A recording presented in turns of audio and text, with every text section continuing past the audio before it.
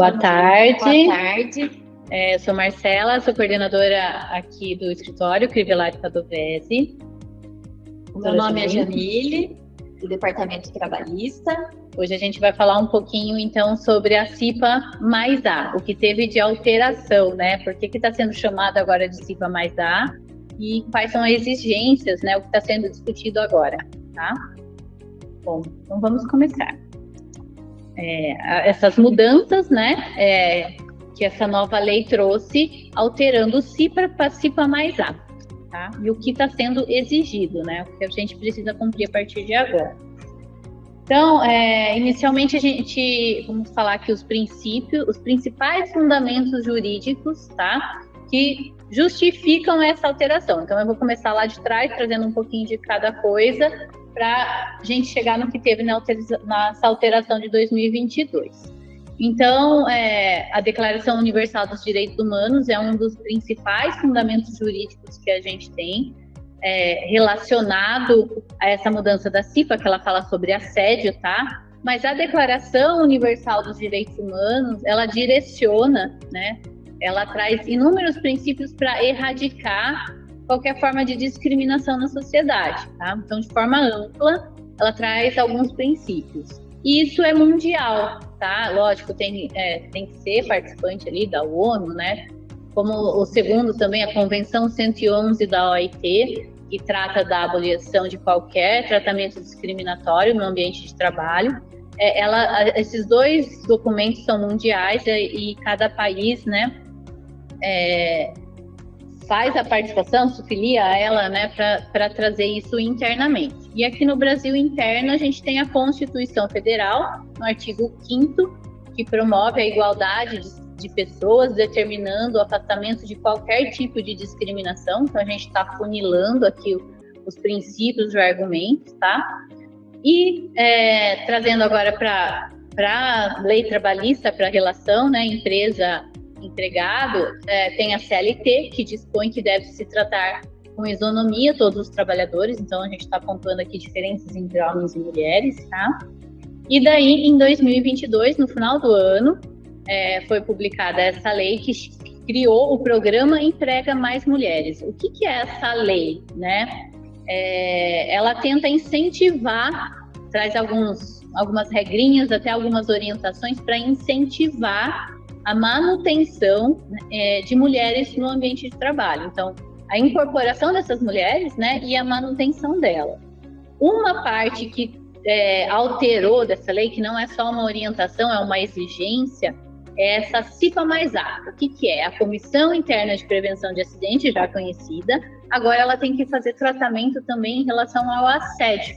E isso tornou-se obrigatório, tá? A partir dessa nova lei. Então, a gente falou aqui do Programa Emprega Mais Mulheres, que é a lei de 2022, é destinado à inserção e à manutenção de mulheres no mercado de trabalho, tá? Com algumas orientações, com algumas medidas, como apoio à parentalidade, qualificação das mulheres em áreas estratégicas para ascensão profissional, apoio ao retorno do trabalho após a licença maternidade, reconhecimento de boas práticas. Então, a lei Programa Emprega Mais Mulheres, ela fala tudo isso. Cada pontinho aqui tem um tópico e algumas orientações do que a empresa deve seguir, tá? Estímulo ao microcrédito e, por fim, essa prevenção ou combate ao assédio. Por que a gente está trazendo esse ponto de importante? Porque, nesse caso, ele não é só uma orientação, tá? É uma obrigatoriedade que a empresa, com CIPA, né, ela tem que fazer esse tratamento de assédio e para evitar até outras formas de violência no ambiente de trabalho. É uma forma de manutenção das mulheres no emprego, mas esse assédio que ele fala aqui nessa lei é sobre o assédio sexual. Mas a gente vai pontuar também qual a diferença do assédio moral, que é o normalmente conhecido, e o assédio sexual. Por que essa lei que emprega mais mulheres tornou obrigatório um treinamento para todos os empregados da empresa, tá? Então é isso, é combater o assédio de qualquer forma, né, moral, sexual, mas a lei ela pontua ali do assédio sexual para incentivar essa manutenção das mulheres no emprego, tá? Mas para entender até esse assédio sexual, a gente precisa entender o que é o assédio moral. Então, o que é o assédio moral ali no ambiente de trabalho, tá? E a gente tem que prestar atenção, eu falo assim, na definição, até que nos nossos slides a gente colocou em negrito, porque assim, é fácil eu descrever o que é o assédio moral, mas por que a gente tem que prestar atenção, né? Então, ó, o assédio moral no ambiente de trabalho é um tipo de violência psicológica. Então, o assédio moral é uma violência psicológica. E como que ela se configura? Por meio de uma conduta discriminatória e abusiva e que, quando de forma reiterada e sistemática, expõe trabalhadoras, e pode ser até trabalhadores, a situações constrangedoras e humilhantes. Então, é uma violência psicológica, um abalo psicológico que um determinado empregado, né, sofre. Então, ele pode ser, esse é o assédio moral, então ele pode ser racismo, homofobia, tudo isso é um tipo de assédio moral. Isso não pode, discriminação contra as mulheres, isso não pode acontecer no ambiente de trabalho, tá? A lei aqui do programa, ele traz fixo no assédio sexual, mas o assédio moral, ele também tem as suas penalidades previstas, né? Inclusive, racismo, homofobia, além da penalidade indenizatória que pode ocorrer ali na relação empregado-empregador, ela também tem reflexos na parte criminal. Então, ela ainda tem outras penalidades previstas em lei, tá? Então, o assédio moral no ambiente de trabalho seria essa violência psicológica, tá? E de forma reiterada. Então, isso não pode acontecer no ambiente de trabalho. E quais atitudes a gente dá para caracterizar como assédio? Porque a gente tem que prestar atenção, né? É uma violência psicológica, não é tão fácil assim de identificar. Então, tem alguns tratamentos, né, algumas atitudes que já caracterizam assédio. Então, a gente tem que prestar atenção nisso, tá? Aqui a gente trouxe 4 exemplos, que seria o tratamento desumano desrespeitoso, que é o primeiro quadrinho ali, né? Ela não dá conta, no caso da mulher, que sempre, essa pessoa sempre precisa de ajuda. Isso é um tratamento desumano e é desrespeitoso, né? Gritar ou chamar atenção na frente de outros empregados, mesmo que seja necessário essa atitude mais enérgica, fazer isso na frente de outros empregados é um tratamento desrespeitoso, tá? Exigências de resultado, aquela cobrança excessiva por um resultado. Então, não é o simplesmente bater a meta ou cumprir aquilo que foi estipulado. É a cobrança excessiva, reiterada, de um resultado, de mostrar o que está fazendo. Isso também pode ser caracterizado como um assédio, tá? Propósito de prejudicar. Então, o líder que não passa as informações corretamente, que não dá todas as instruções para que o trabalho seja executado da melhor forma. Isso também pode ser caracterizado como um assédio, e, né, de forma geral, é um assédio moral, não repassar essas informações e prejudicar, e acabar prejudicando aquele empregado. E, por fim, nesse quarto exemplo que a gente trouxe, né, dentro do assédio moral, tem o assédio sexual. O assédio... Bom, vamos falar dele agora, né? O assédio sexual, o que ele é? Então, lembra que o moral ali é a violência psicológica reiterada, né? De forma discriminatória, né? No assédio sexual, ele é definido como um constrangimento. Então, é a discriminação ali, você está constrangindo a outra pessoa, mas com conotação sexual. Isso não pode ocorrer num ambiente de trabalho, né?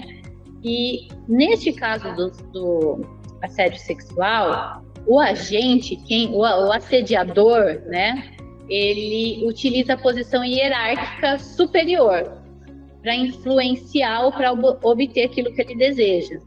Então, tem nesse caso do assédio sexual essa diferença, né, do superior e hierárquico para ser caracterizado sexual. Se forem entre pessoas do mesmo, sem essa superioridade, da mesma equipe, ele é caracterizado como assédio também, mas ele não tem a conotação sexual, né? Ele não vai ser, não tem essa forma do sexual, porque o sexual ele necessariamente tem a posição hierárquica. Por quê? Para gerar intimidação.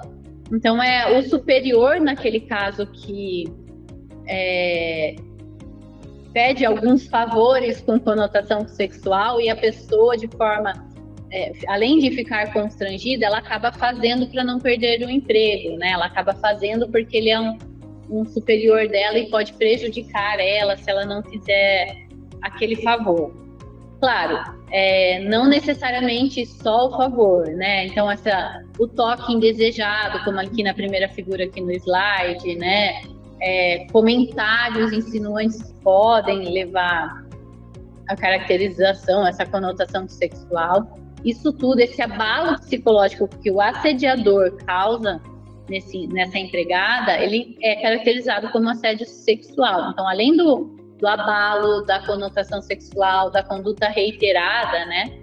Esse assédio sexual, ele também é previsto no Código Penal, tá? E com previsão de 1 a 2 anos de detenção. Ou seja, ele sai da esfera ali trabalhista, de discussão de indenização, para uma esfera de detenção, realmente, tá? E o que isso trouxe, né? Esse assédio sexual, com a alteração da lei que a gente comentou, o Programa Emprega Mais Mulheres, alterou a CIPA. E a CIPA, então, passa a se chamar Comissão Interna de Prevenção de Acidentes e de Assédio. Então, ficou conhecida como CIPA mais A. Da Jamile fala um pouquinho da CIPA. Então, como a doutora Marcela falou, depois da Lei 14.457, que trouxe o Programa Emprega Mais Mulheres, houve alteração da nomenclatura da CIPA, que também agora trata de assédio. Então, dentre as atribuições da CIPA, também foram incluídas as seguintes medidas: a inclusão de regras de conduta a respeito do assédio sexual e de outras formas de violência nas normas internas da empresa, com ampla divulgação do seu conteúdo aos empregados. Então, as empresas com CIPA, elas precisam trazer no regulamento interno, pode ser no regulamento interno, e outro documento que dê ampla visualização para todos os empregados, trazendo a inclusão de regras que visem afastar qualquer tipo de assédio, a fixação de procedimentos para recebimento e acompanhamento de denúncias, para apuração dos fatos, quando for o caso, para aplicação de sanções administrativas aos responsáveis diretos e indiretos pelos atos de assédio sexual e de violência, garantindo o anonimato da pessoa denunciante. Então, a empresa com CIPA, ela passa a ser obrigatório a ter um canal de denúncia para receber denúncias de assédio e outros tipos de violência. A inclusão de temas referentes à prevenção e ao combate ao assédio sexual e a outras formas de violência nas atividades e nas práticas da CIPA. Então, o que significa que a CIPA ela precisa incluir o assunto de prevenção de assédio nas reuniões e a realização, no mínimo a cada 12 meses, de ações de capacitação, de orientação e de sensibilização dos empregados de todos os níveis hierárquicos da empresa sobre os temas relacionados à violência, ao assédio, à igualdade e à diversidade no âmbito do trabalho. Então, as empresas, pelo menos uma vez no ano, é obrigatório ter esse tipo de treinamento que oriente os empregados, instruem eles, explicar o que é assédio, como evitar, que isso tem punições. E a CIPA, o Programa Emprega Mais Mulheres, ela fala a CIPA do assédio sexual, mas ela fala e outras formas de violência, tá? Então, a CIPA aqui, além de tratar o assédio sexual para manter a mulher no emprego, para ter mais mulheres trabalhando dentro das empresas e evitar o assédio sexual, ele também tem que evitar discriminação, ampliar essa diversidade no âmbito do trabalho, trazer a igualdade. Então, a CIPA, além de tratar apenas o assédio sexual, ela tem que comentar também dessas outras formas. E esse treinamento anual seria o quê? Orientar, né, os empregados com treinamentos, explicações do que é o assédio moral, o que é o assédio sexual, ou qualquer outra forma de violência que o empregado possa estar sofrendo e que ele não sabe identificar. E até mesmo o contrário, o assediador, né? O assediador, ele também pode estar com algumas palavras, alguns gestos, mesmo sem ter essa intenção, ele está causando um abalo psicológico ali no empregado. Então, é identificar, a princípio, né, a CIPA, ela tem que identificar essas condutas e mostrar para os empregados qual que seria a melhor forma de agir, tá? Então, a CIPA mais A, o Programa Emprega Mais Mulheres e a CIPA mais A agora, precisa necessariamente ter esse treinamento nas empresas.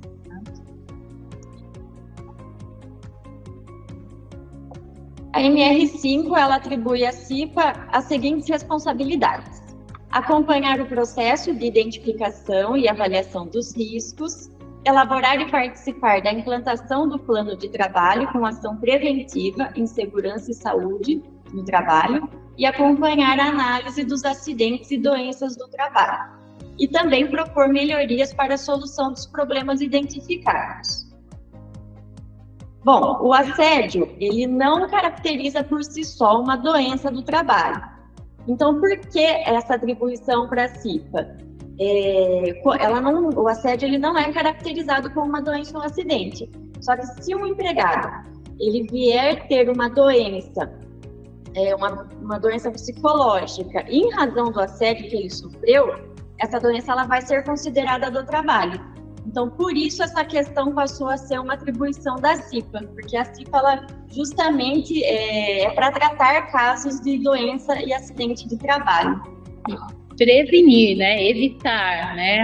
A CIPA é a prevenção, evitar que isso ocorra. Tá? Bom, e o que vai mudar, então, das atividades da CIPA com essa alteração da lei que já está valendo esse ano, tá?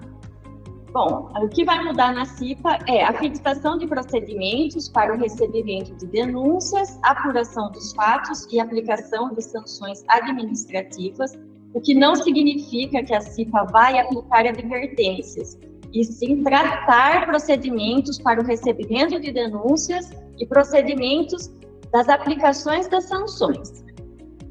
Realizar ações de capacitação, orientação e sensibilização dos empregados e incluir em suas atividades temas sobre a prevenção e o combate ao assédio sexual e outras formas de violência, que é a inclusão desse tema nas reuniões da CIPA, e adotar medidas de prevenção ao assédio sexual e outros tipos de violência, como treinamentos e palestras.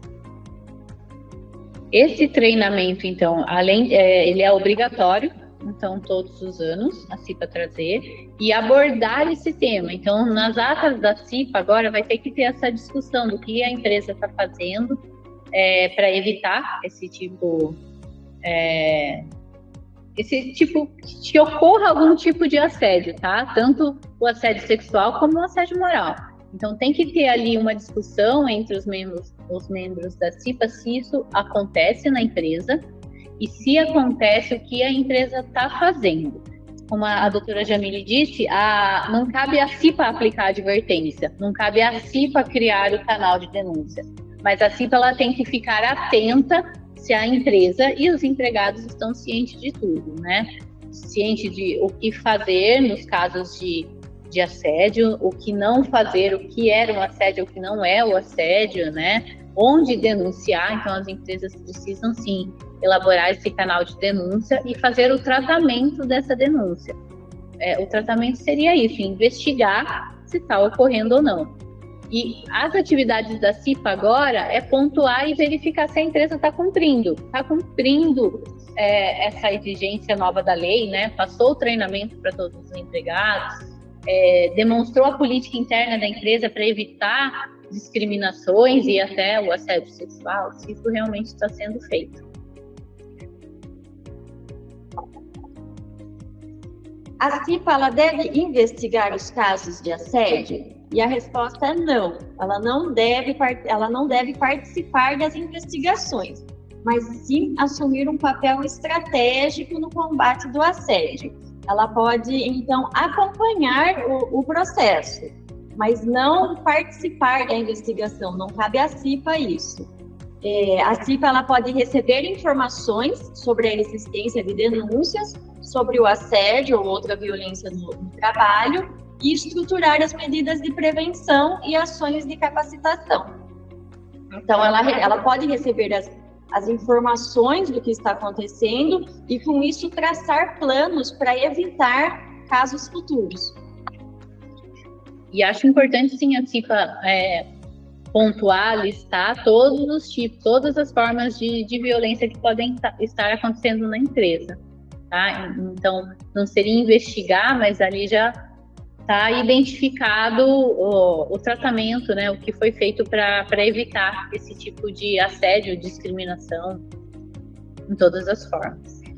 E esse treinamento que é passado pela empresa, passado pela CIPA a todos os empregados, isso inclui, inclusive, prestadores de serviço, empregados terceirizados, são todos. A empresa ela pode passar esse treinamento para os terceirizados, né? Mas cabe à empresa também entender se esse terceirizado já teve o treinamento lá interno, né? Pode ser que essa empresa já tenha passado, mas de forma a evitar, né? Assim, realmente foi cumprido a lei, tanto a empresa como o terceirizado. Alguém tem que ter, em um momento, feito esse treinamento, em um momento de forma anual. Então, todo ano a gente vai ter esse treinamento, terá que ser feito e repassado para todos os empregados, seja ele interno, seja ele terceirizado. A empresa também pode abrir um departamento de compliance na empresa, que pode ser responsabilizado em promover e implementar diretrizes, garantindo o cumprimento da legislação e normas internas da empresa, estabelecer códigos de conduta, políticas internas, os canais de denúncia e procedimentos internos para investigação. E todos esses procedimentos eles são criados com a ajuda de outros departamentos da empresa, né, tais como o jurídico, o RH, o SESMIT. E a área de compliance e a CIPA, eles podem trabalhar juntos para garantir a eficiência do trabalho e o combate do assédio e outras formas de violência no trabalho. Tá, então aqui a gente vai precisar criar esses procedimentos. Então, quais seriam esses procedimentos? Uma política interna forte, né, que esteja descrito ali que é proibido qualquer tipo de discriminação dentro da empresa, tá? Canais de denúncia, então, se realmente tiver um caso de assédio, o que o empregado tem que fazer? Então, a empresa ela tem que trazer esse canal de denúncia, seja por e-mail, seja por outra empresa terceirizada, seja internamente. Se uma mulher estiver sofrendo algum assédio sexual, mas não só o sexual, tá? É só um exemplo. Mas se ela estiver sofrendo um assédio, o que ela tem que fazer? Né? Por onde ela denuncia? Quem vai receber essas denúncias? Como ele vai ser tratado, tá? Isso a empresa precisa definir agora e a CIPA verificar se essas medidas foram adotadas, tá? Então, por isso a gente fala assim, participação de outros departamentos da empresa. Então, a gente vai precisar do RH, que vai fazer essa política interna, a gente vai precisar do SESMIT para apontar realmente se está tendo casos de assédio, porque o assédio reiterando, né, é aquele abalo psicológico. Então, tem que ficar, o SESMIT, ela tem que fazer essa verificação, né, de apresentação de atestados psicológicos, o jurídico, então, trazer aqui o treinamento, então eu tenho que passar a lista de treinamentos para todos os empregados assinarem, todos têm que estar cientes desse treinamento. Então, tudo que a empresa pode fazer primeiro, deve fazer, porque a lei exige agora esse treinamento, mas que pode fazer para evitar. Isso é o principal.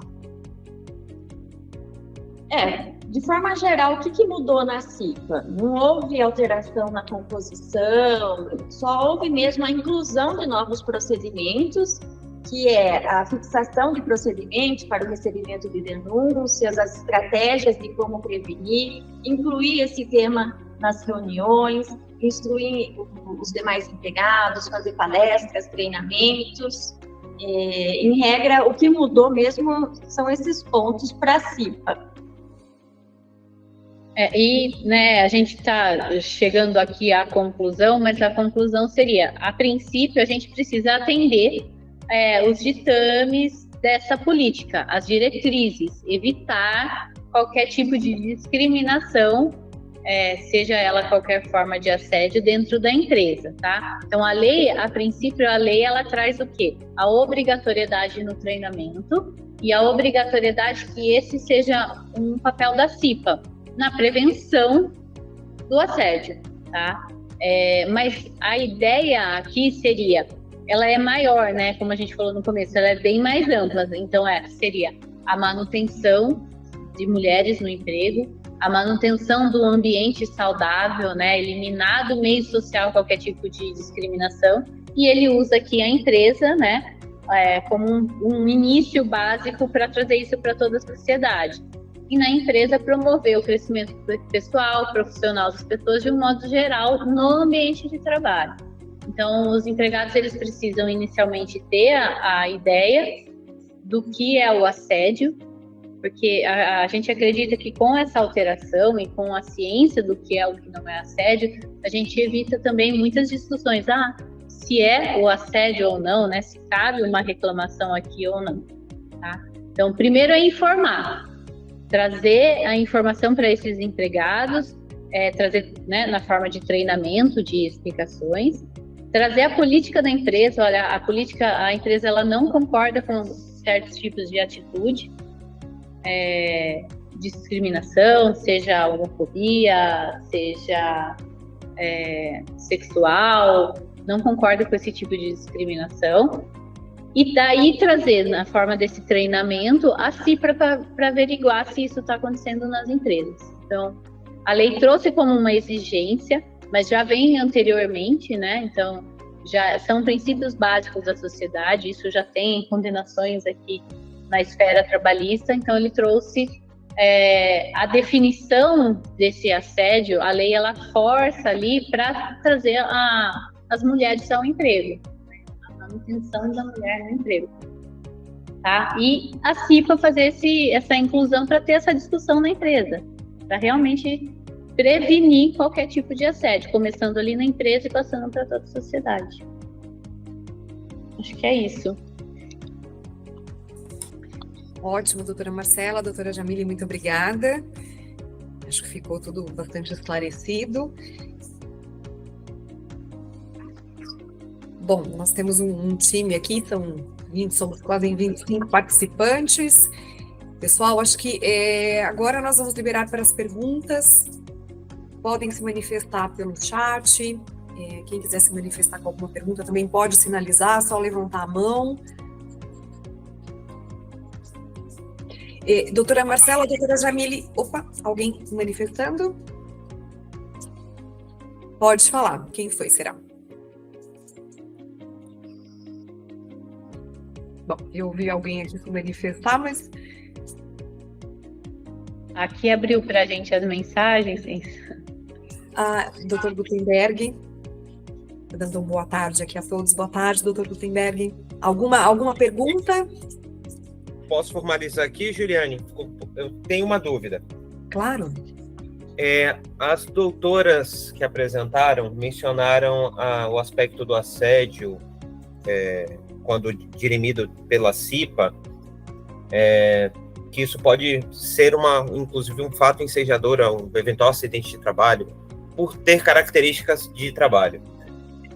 Pergunto o seguinte: existe já algum precedente, vocês verificaram alguma situação em que há um nexo de causalidade entre o afastamento previdenciário, que normalmente seria da espécie 31 para a espécie 91, em razão de situações de assédio ou alguma coisa assim? Olha, no assédio sexual específico, acredito que não. Não sei se você se recorda. Não. Mas o assédio moral, ele já tem caracterizado. Até a doença de burnout já foi incluída como uma doença ocupacional. E daí a gente precisaria até de uma ajuda médica aqui, mas o burnout seria esse estresse, né? Que o assédio pode causar, que o assédio moral pode causar. Essa exacerbação do assédio que chegou no burnout. E o burnout já ser considerado ter características de doença do trabalho. Então, o afastamento de um empregado por burnout, se caracterizado mesmo que ele foi incentivado não, mas se ele foi agravado ali na empresa, esse afastamento desse empregado já vai ser B91. Ah, entendi. Beleza. Ou seja, já teria estabilidade, né? Daí as decorrências do B91. Então, era por isso mesmo o questionamento. Obrigado, doutor. E não é tão fácil assim comprovar que é uma doença. É difícil caracterizar o assédio moral e uma doença profissional em razão disso. Das duas formas, né? Também, do mesmo jeito que é difícil caracterizar ou comprovar ali se é ou não relacionado ao trabalho, depois que o perito do INSS ele aponta como uma doença do trabalho, fica difícil também a empresa falar que não era, né? Porque vários fatores podem influenciar pro estresse e pro burnout. Eles podem influenciar, mas para ser caracterizado no trabalho, o trabalho tem que ter agravado aquele estresse da pessoa, né? Então, do mesmo jeito que fica complicado ela comprovar que veio do trabalho, depois de caracterizado, fica complicado também a gente voltar. Então, qual que seria o papel ideal da empresa aqui? Ela ia avaliando os atestados que vão sendo passados, né, pelos empregados, avaliando o tipo de afastamento que ele tem, o CID ali do atestado, se tem algum abalo psicológico, e já ir tomando algumas medidas. Acho que era isso, Dr. Gutenberg, isso? Não sei se eu respondi isso, tudo. Ficou claro sim. Obrigado. Imagina. A Sâmia também levantou a mão aqui. Fica à vontade, Sâmia. Olá, boa tarde, pessoal. Minha dúvida é referente ao canal de denúncias, né? Tem alguma coisa na lei que prevê se esse canal ele pode ser interno, ele pode ser tratado internamente, ou ele tem que ser terceirizado? Tem alguma coisa na legislação sobre o canal de denúncias? Na legislação não tem nada. Ele pode ser interno, pode ser externo, pode ser criado pela área de compliance, pode ser um e-mail, pode ser no site. O que é importante é que seja garantido o anonimato da pessoa que faz a denúncia. Certo. E a empresa também, depois ela tem que deixar bem claro como será feito esse tratamento, tá, Sâmia? Por exemplo, não é o RH, só um exemplo, tá? Não é o RH todo que vai receber essa denúncia. Até para você conseguir tratá-la, né? Eu falo, investigar se realmente tem ou não tem, isso tem que ser inicialmente sigiloso. Então, será uma pessoa que vai tratar. Vamos supor aí na empresa, só a Sâmia vai receber esse e-mail de denúncia. Então, ele tem que garantir esse anonimato. E a Sâmia, quando for fazer essa verificação, ela não pode repassar para todos, né? Senão a gente não consegue chegar a essa conclusão. Agora, a empresa ela tem que pensar também, e se eu tenho uma reclamação da Sâmia e ela que vai fazer o tratamento? Isso. Então tem que ter essa escala. Mas não tem nada exigindo se vai ser interno ou externo. É que no interno a gente tem que depois ter que pensar como... Ter esse cuidado. Isso. É mais um cuidado ali de como tratar depois, porque vamos supor que a pessoa faz uma reclamação de assédio e isso vira notícia na empresa, né? Provavelmente vai gerar uma indenização. Sim, entendi. Essa é a preocupação porque é um assunto tão delicado, né? É difícil a gente falar. Primeiro a empresa tem que pensar como vai garantir o anonimato e depois quem vai ser responsável por isso também, né? São os dois passos ali. Entendi. O Gutenberg aí também levantou a mão. Oi, pode falar. Doutoras, mais uma dúvida.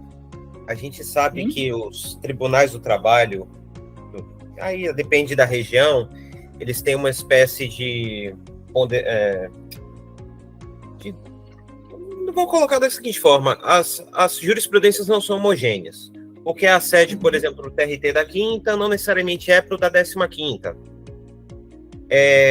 As doutoras sabem me dizer onde que tem sido mais recorrente o trabalho, a militância judicial em relação aos aspectos do assédio, em que há uma espécie de tolerância zero, uma predominância de julgados? Quais são as regiões do Brasil ou alguma coisa assim? Olha, acho que não tem nada definido em relação a isso. O que a gente tem de novo, né, não seria só sobre o assédio, de forma geral. A gente vê que o TRT 15, ele é mais pró-trabalhador, vamos dizer dessa forma. O TRT no Sul, que é TRT 4, ele vem com mais inovações, então a gente consegue ali apurar. TRT da Bahia, 24 é Mato Grosso. O da Bahia é o quinto, é da quinta. Da quinta região. O da Bahia seria mais tentar proteger hipossuficiente, né? Então, assim, tem algumas... Eu vou trazer o exemplo da parte aqui oeste do estado. Eu vejo, particularmente, uma preponderância em ser pró-operário, tá? A depender da circunstância, eu vejo muito equilíbrio. Sendo muito honesto, eu vejo mais equilíbrio que existe uma paridade de armas. Mas eu sei que região sul, região sudeste, a depender, se há um trabalho muito forte sindical, a coisa se inverte. E aí, por isso que eu queria saber especialmente sobre o aspecto de assédio, seja por dano moral, dano sexual, ou qualquer tipo de relação. Quais são os movimentos, a depender das regiões do Brasil, como é que a jurisprudência tem se comportado desses tribunais? O que a gente tem... bom, então tá dentro ali do que a gente conversou, né? Assim, o TRT5, falo da região Nordeste, tem mais essa defesa ao empregado, ao hipossuficiente. O trabalhista, a gente fala aqui no TRT15 que ele tem essa mão mais pesada, mas aqui a gente tem essa atuação do sindicato, sim. Tem uma forte atuação do sindicato no TRT15. Agora, em relação ao assédio sexual e o assédio moral, são casos esporádicos, né? Não são muitos casos. O que a gente vê mais é o dano moral, pedido de dano moral por algum ponto específico que é diferente do assédio, né? Do assédio moral e do assédio sexual. Eles são mais difíceis de provar. O que acontece muito, falo aqui no TRT15, se tiver realmente comprovado tanto o assédio moral quanto o sexual, daí a condenação, a indenização, ela é bem maior. Se comprovada, é uma indenização bem maior. Não, beleza, obrigado. Pergunta respondida. Obrigada, doutor Gutenberg. Pessoal, mais alguém? Mais alguma pergunta?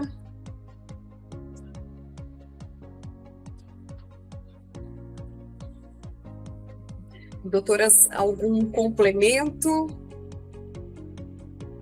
Olha, aqui o Luiz Fernando Bruscagin, Isso. Falou que a CIPA toda está assistindo, né? Com os membros da CIPA. Solange e Adriana. Acredito assim, é uma novidade trazer isso para a CIPA, né? Seria interessante começar a pontuar e já ir verificando com a empresa as medidas que estão sendo tomadas, tá? E ter pelo menos uma menção ali na ata da CIPA nessa reunião, até para a gente ir se adequando e vendo o que a jurisprudência vai exigir a partir de agora. A lei do Emprega Mais Mulheres, ela começou a valer em março, então a partir de abril já pode ser exigido o treinamento. Claro, não vai ser assim tão simples, né? Sei lá, o Sereste vai bater na porta, o Ministério Público vai bater na porta, oi, deixa eu ver o treinamento. Não vai ser assim a princípio, mas se tiver uma denúncia de assédio, daí eu acredito que vai investigar mais a fundo cada empresa, né? Então a gente, primeiro, evitar qualquer tipo de discriminação, qualquer tipo de assédio. Então a empresa tem que fazer as medidas ali preventivas. Mas se tiver algum caso ou alguma denúncia, a investigação vai ser mais forte daí, se realmente cumpriu, por exemplo, essa lei, tá? Se tem o canal, se tem o treinamento, se tem uma orientação, se tem a política interna. Então, as meninas da CIPA aí já começam a passar o treinamento e a colocar até na ata dessas reuniões que foi discutido uma medida, né, para evitar. Perfeito. Até o Fernando está nos ouvindo aqui, está lá com a Solange e com a Adriana, não sei se elas gostariam de fazer alguma pergunta, ou até mesmo alguma experiência para relatar aqui para a gente.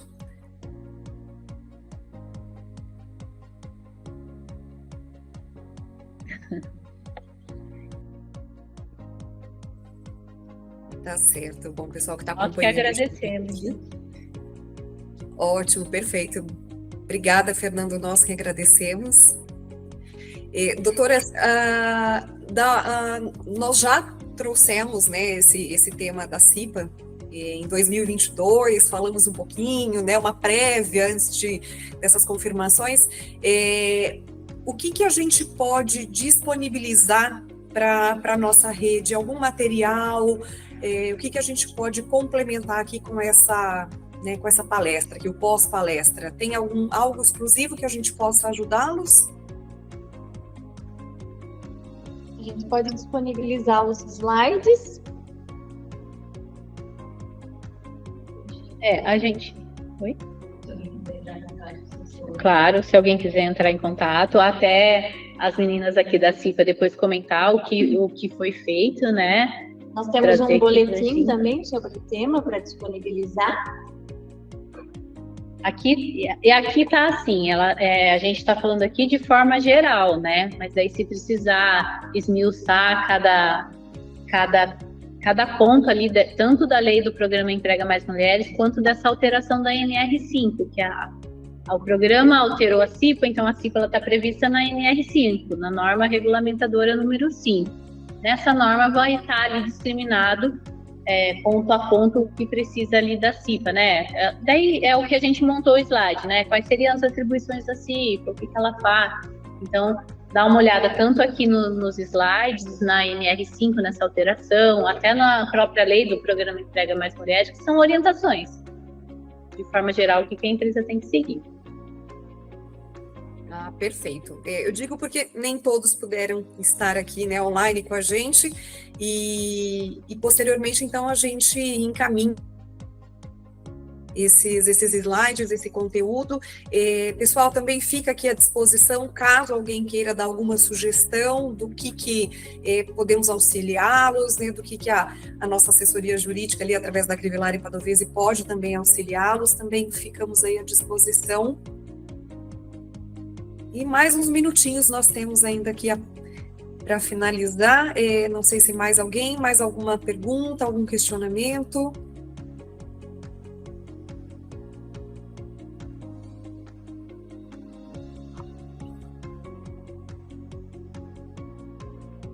A gente fez, até Juliana fazer um comentário, a gente fez a apresentação dessa lei, né, do Programa Emprega Mais Mulheres, no final de 2022, quando ela foi publicada realmente, né? Ela tem um período para começar de exigência, que ela começou agora em março, né? Então ela já veio trazendo essas alterações. A NR, a alteração já foi feita esse ano, né? Então saiu a lei primeiro, com essas orientações, e a NR5 esse ano veio estipulando realmente o que a CIPA precisaria fazer, né? Então esse ano a gente tem que, as empresas aí individualmente tem que passar esse treinamento, daí como a Jamile falou, né? Seja interno, seja terceirizado, todos têm que ter esse treinamento a partir desse ano.